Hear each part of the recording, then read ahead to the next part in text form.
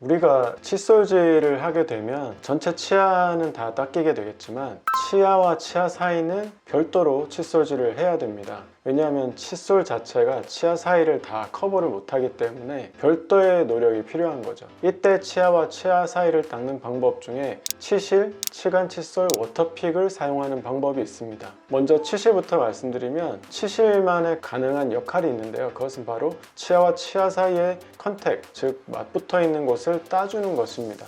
치아와 치아는 서로 맞붙어 있죠. 이렇게 맞붙어 있는 곳에 그곳을 치실이 들어가면서 딸깍하고 청소를 해주는 것입니다. 요즘 치실은 매우 좋아져서 물이 닿으면 물을 흡수해서 팽창을 합니다.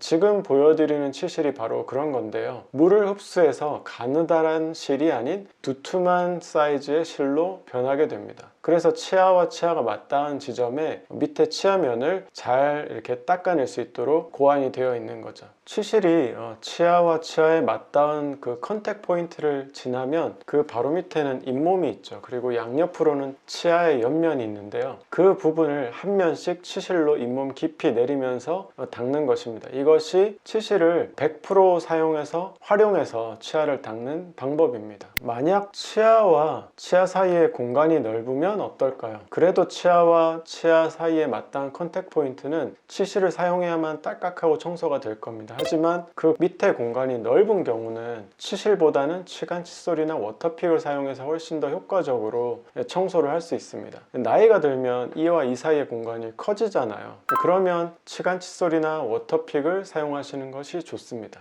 치간 칫솔은 쉽게 휴대가 가능하기 때문에 많은 분들이 치간 칫솔을 갖고 다니면서 사용을 하시죠. 이쑤시개는 사용하면 안 된다는 것을 알고 계시기에 바깥에서 식사한 뒤에는 치간 칫솔을 쓰시는 분들을 자주 볼 수 있습니다. 먼저 치간 칫솔은 솔을 이렇게 꺾어서 치아 사이에 넣었다 뺐다 하면서 청소를 합니다. 이때 유의할 것은 치아에 불필요한 힘이 전달되어서는 안 된다는 것입니다. 무슨 말이냐면 예를 들어서 맨 뒤쪽에 있는 치아 사이에 치간 칫솔을 넣을 경우에 접근하는 각도가 이렇게 뒤로 향하기 때문에 치아 사이를 수직으로 바로 들어가지 못하고 비스듬한 각도로 들어가면서 맨 뒤의 치아를 치간 칫솔로 치면서 들어가게 되죠. 이러한 동작은 맨 뒤의 치아를 뒤로 미는 힘을 주게 됩니다. 반복적으로 치아가 이렇게 뒤로 가는 힘에 건드려지면 정말로 치아가 뒤로 밀려서 치아 사이가 벌어져 버리게 됩니다. 그래서 더 음식물이 많이 끼는 일이 생기게 되는 거죠. 치간 칫솔을 사용하시는 분들 중에 나도 모르게 맨 뒤 치아를 뒤로 밀어버리는 경우가 꽤 많습니다. 그래서 치간 칫솔을 사용하실 때는 가장 조심해야 할 것이 솔을 90도로 완전히 꺾어서 치아를 건드리지 않고 치아 사이사이에 바로 들어가게 한다는 것이 중요합니다. 아까 말씀드린 대로 특히 맨 뒤의 치아는 뒤쪽에 치아가 없기 때문에 쉽게 뒤로 밀려버리니까 꼭 조심하셔야 됩니다.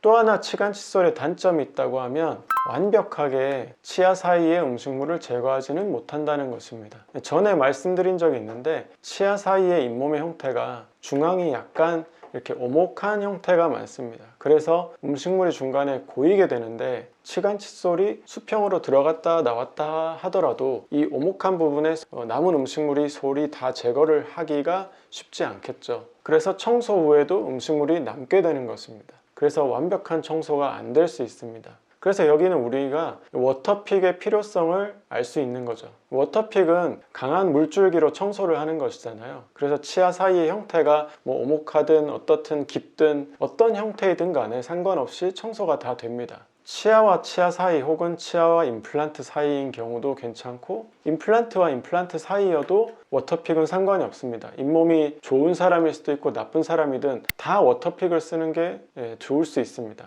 그리고 완벽하게 청소를 해낼 수 있는 거죠. 또 하나의 장점은 강한 물줄기로 분사되기 때문에 잇몸 마사지가 가능하다는 점입니다. 약간 염증이 있어도 피가 나는 경우에도 워터픽을 좀 오래 사용하고 계시면 시원하다는 느낌이 들 수 있습니다. 바로 칫솔이 닿지 않아서 음식물이 끼고 염증이 생긴 부위를 물줄기가 가서 마사지해 주기 때문입니다. 마치 이제 근육통이 생겨서 결린 부분이 있다고 하면 이 부분을 마사지해 주면 시원해지잖아요. 이것처럼 워터픽도 그런 기능을 하는 거죠. 워터픽의 큰 단점 중에 하나는 휴대가 용이하지 않다라는 부분인데 요즘은 작은 형태로도 나오는 게 많아서 휴대가 가능하기 쉽게 그렇게 되어 있는 제품도 있습니다. 이제까지 말씀드린 치아와 치아 사이를 닦는 세 가지 방법에는 각각 장단점이 있는데 저는 그래도 평소에 워터픽을 꼭 사용하시라고 말씀드립니다. 매번 칫솔질 후에 워터픽을 반드시 사용을 하십시오. 만약 외부에서 식사를 하셔서 사용하지 못한다고 하면 그때는 치실이나 치간 칫솔을 사용하실 수도 있죠. 하지만 단 맨 뒤에 치아 사이에 치간 칫솔을 쓰실 때는 조심해서 치아를 뒤로 밀지 않게끔 건드리지 않도록 사용을 하시는 게 중요하고요. 치실은 특히 젊은 사람들이 꼭 사용하는 것이 좋습니다. 왜냐하면 아직 치간 칫솔을 사용할 정도로 치아 사이 공간이 그렇게 크게 벌어지지 않았기 때문인데요. 하지만 치아 사이에 음식물이 껴서 충치가 잘 생기는 연령대가 10대에서 30대이다 라고 하면 꼭 칫솔질 후에 치실 사용을 생활화하셔야 합니다.